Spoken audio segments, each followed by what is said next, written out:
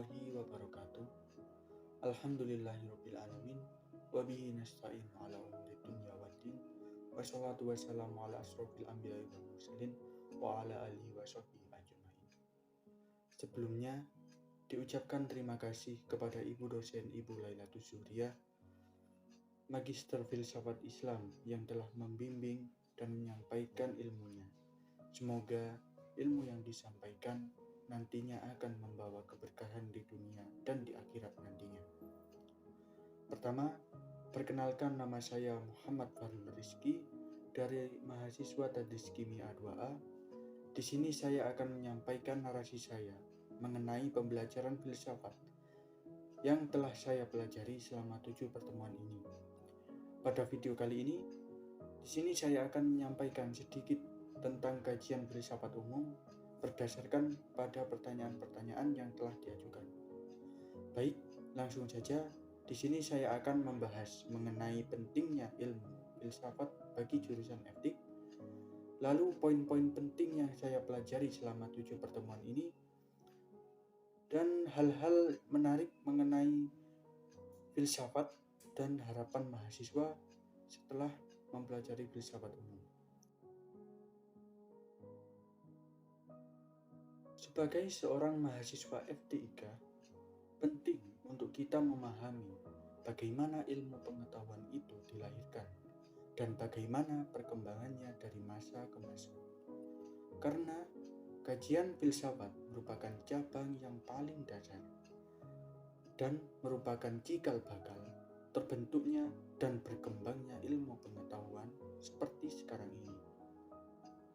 Filosof-filosof, yakni para ilmuwan yang berkecimpung di dunia filsafat atau biasa disebut filsuf, yang mempelopori berkembangnya ilmu pengetahuan mengenai pemikiran-pemikiran bebas tentang kehidupan yang terus dikaji. Mereka terus mengkritis segala sesuatu yang terjadi di kehidupan ini. Filsafat umum terdiri dari berbagai cabang, termasuk di dalamnya filsafat ilmu. Jadi, sebagai mahasiswa ilmu keguruan, penting bagi kita mengetahui bagaimana awal mula ilmu pengetahuan muncul hingga perkembangannya, karena nanti kitalah yang akan menyampaikan ilmu pengetahuan tersebut kepada anak didik kita. Sehingga wajib bagi kita untuk berwawasan yang kritis seperti para filsuf yang juga harus tahu akar dari ilmu pengetahuan tersebut, sehingga nantinya ilmu yang kita sampaikan dapat dipertanggungjawabkan di kemudian hari. Para filsuf berspekulasi bahwa kajian filsafat ilmu merupakan hal yang perlu dipelajari secara mendalam. Filsafat merupakan cabang ilmu pengetahuan mengenai dasar munculnya perkembangan ilmu pengetahuan. Sebagai mahasiswa, tentunya kita perlu tahu bagaimana awal mula suatu kepercayaan yang kemudian berkembang dan menjadi sebuah ilmu baru yang dinamakan filsafat. Sebagai salah satu dari mahasiswa Fakultas Tarbiyah dan Ilmu Keguruan, yang mana merupakan jurusan yang bernaung dalam ilmu pengetahuan, khususnya dalam dunia pendidikan, tentunya kita harus tahu bagaimana ilmu pengetahuan itu berkembang dan kepercayaan yang membentuk dasar kehidupan tersebut. Sebagai mahasiswa, menurut saya, ilmu filsafat mampu menjawab persoalan apa pentingnya untuk kita menempuh pendidikan dan pentingnya untuk kita semua berpendidikan. Filsafat sebagai the mother of science and the mother of knowledge memberikan kita pedoman cara berpikir yang benar, sehingga membatasi kita agar tidak sampai terjerumus pada pola pikir yang cenderung salah atau menyesatkan. Pemikiran filsafat dapat kita jadikan acuan sebagai tenaga pendidik dalam menentukan metode pembelajaran dan materi yang akan kita sajikan. Sehingga kita juga yang akan mengontrol bagaimana pola pikir anak didik kita dalam memahami suatu materi, dan bagaimana juga pola pikir tersebut nantinya akan berkembang dan dapat diterapkan dalam berkehidupan di masa yang akan datang.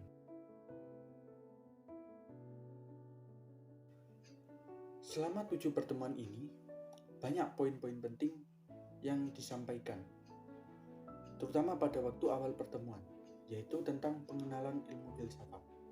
Bagaimana mitologi filsafat itu lahir? Pada awal mula ilmu filsafat lahir berawal dari seorang tokoh filsuf pada abad ke-6 sebelum Masehi yang bernama Thales. Kejadian itu bermula ketika ia menyusuri sungai di Mesir, atau sungai Nil, sungai terpanjang di dunia. Ia mengamati bahwa sungai Nil yang menjadi sumber kehidupan manusia, sehingga ia berspekulasi bahwa sumber kehidupan atau bahan dasar alam adalah air, karena dari airlah semua peristiwa berlalu, yang kemudian muncullah teori penciptaan alam. Kemudian dari sini kita tahu bagaimana cara berpikir filsafat yang logis, sistematis, dan universal, serta radikal. Karena dari pembelajaran filsafat ini yang dibahas bukan hanya tentang ilmu, dari pengembangannya, tapi juga dari akar-akarnya. Filsafat merupakan the mother of knowledge. Filsafat memiliki ruang lingkup kajian yang di dalamnya termasuk ontologi, epistemologi, dan aksiologi. Ontologi mencoba membuktikan dan menelaah bahwa suatu ilmu pengetahuan tersebut benar dan dapat dibuktikan kebenarannya. Selanjutnya epistemologi. Dalam pembahasannya fokus pada pentingnya cara atau metodologi ilmu pengetahuan tersebut. Kemudian aksiologi, di mana pembahasan ini difokuskan pada manfaat atau nilai guna dari ilmu pengetahuan tersebut. Perkembangan ilmu filsafat terus mengalami peningkatan terhadap pandangan-pandangan yang semakin kritis. Setelah zaman Thales sebagai bapak dari ilmu filsafat, banyak dari kalangan-kalangan filsuf yang mulai bermunculan, seperti Anaximenes, Anaximandros, Empedokles, dan kemudian Parmenides, Pythagoras, dan Demokritos. Anaximenes berpendapat bahwa udara adalah bahan dari penyusun alam, karena kita tahu bahwa manusia bernafas menggunakan udara dengan oksigen, sehingga manusia sangat membutuhkan udara. Tanpa udara, manusia tidak bisa bernafas. Anaximandros berpendapat bahwa zat alam itu tidak terbatas dan penyebab dari segala sesuatu. Sedangkan Empedokles berbeda pendapat dengan Anaximenes yang mengatakan bahwa hanya udaralah yang bahan penyusun alam. Namun Empedokles menyimpulkan bahwa ada 4 elemen dasar penyusun alam, yaitu api, tanah, air, dan udara. Terdapat persamaan dari ketujuh filsafat ini, termasuk dari awal tadi, yaitu Thales, Anaximenes, Anaximandros, Empedokles, kemudian Parmenides, Pythagoras, dan Demokritos. Persamaan ini merujuk pada kajian tentang alam, karena pada saat itu kehidupan manusia itu masih bergantung pada alam sekitarnya, sehingga pada era Thales hingga Demokritos ini dikenal dengan filsafat alam atau filsafat masa pra-Sokrates. Perkembangan filsafat kemudian sampai pada zaman Sokrates. Bisa dibilang pada perkembangan filsafat zaman ini mengalami kemunduran. Mengapa demikian? Pada zaman Sokrates, kemunduran terjadi karena sikap apatis dan jumud, dikarenakan adanya pergerakan filsafat sofistik yang cenderung bersikap nihilisme, yang merelativitaskan segala sesuatu. Menurutnya, di dalam diri manusia tersimpan jawaban atas segala persoalan kehidupan, sehingga butuh hal yang bisa mengeluarkan isi dari jawaban tersebut. Lalu pendapatnya mengenai dunia bayang-bayang atau the story of caveman, yang kemudian berpikiran tentang relativitas kebenaran, bahwa kebenaran itu tidak mutlak, sehingga tidak ada kebenaran yang pasti. Baginya realitas dibagi menjadi dua, yaitu realitas indrawi dan realitas ide. Realitas ide dikaitkan bahwa dia bersifat mutlak atau tetap, namun sifatnya hanya abstrak. Sedangkan indrawi bentuknya nampak, namun selalu berubah-ubah. Kemudian sesuatu yang abstrak atau disebut jiwa yang kekal adanya. Kemudian muncullah teori pra-eksistensi jiwa. Sokrates mengatakan bahwa kehidupan yang tidak diuji tidak layak untuk dihidupi, menegaskan bahwa manusia yang hidup haruslah berkembang, baik pemikirannya maupun perilakunya. Barang siapa yang hari esoknya sama seperti hari kemarin, maka dia disamakan seperti benda mati yang hanya diam tanpa adanya gerakan. Lalu zaman beralih pada muridnya, yaitu Plato.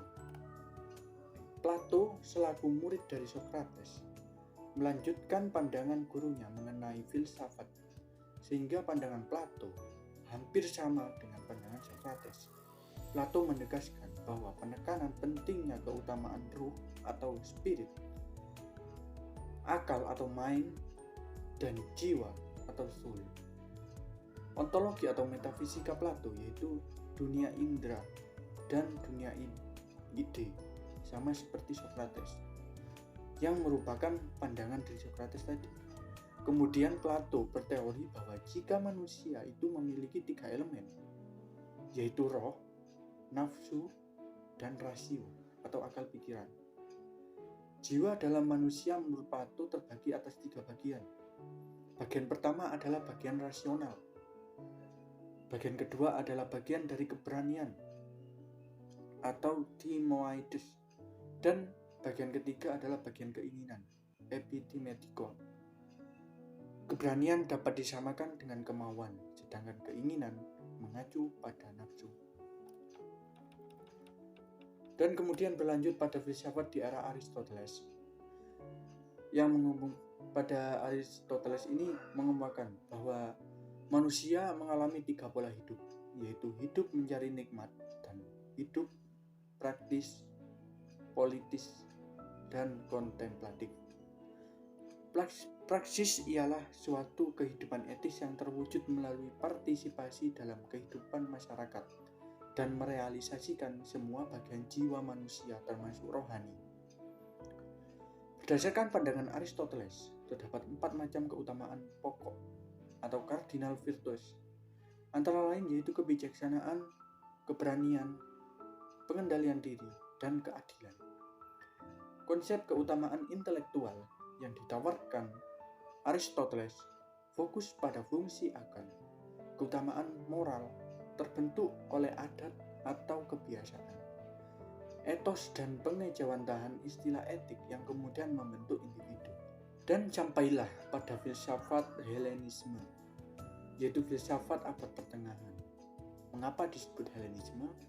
Karena pada era ini terjadi pencampuran unsur budaya antara budaya Yunani dengan budaya luar.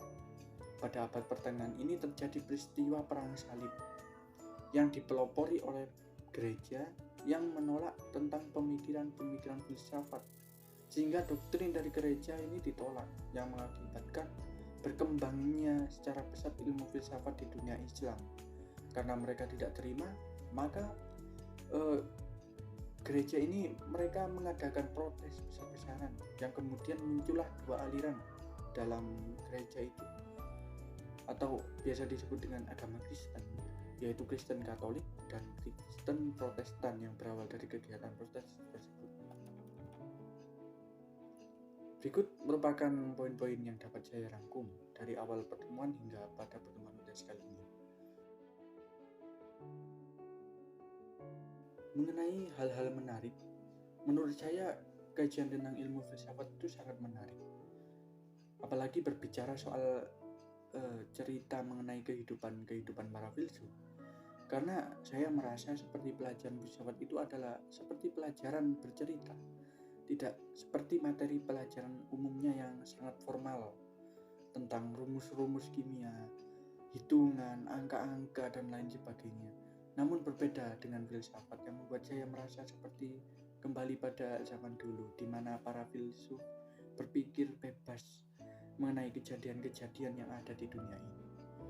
Berbicara soal filsafat bukan saja menarik, tapi juga sangat penting, karena filsafat merupakan sumber dari segala ilmu pengetahuan yang berkembang hingga saat ini. Ibarat kata, filsafat itu seperti akar, sedangkan ilmu pengetahuan diibaratkan seperti halnya pohon. Dan ranting-ranting dari pohon tersebut adalah cabang-cabang ilmu pengetahuan. Dan dari pengembangan ilmu pengetahuan itulah kita dapat memetik segala wawasan yang memudahkan kehidupan umat manusia layaknya kita menikmati hasil setelah apa yang kita tanam. Jadi, sebuah pohon tidak dapat tumbuh tanpa adanya akar, dan dari akarlah suatu tanaman dapat tumbuh dan berkembang. Dan pada akhirnya muncul ranting-ranting dan tumbuhlah daun, bunga, dan buah yang dapat kita petik dan nikmati manfaatnya. Mungkin itu saja yang dapat saya narasikan mengenai hal-hal menarik yang saya dapatkan selama pertemuan di pertengahan semester kali ini.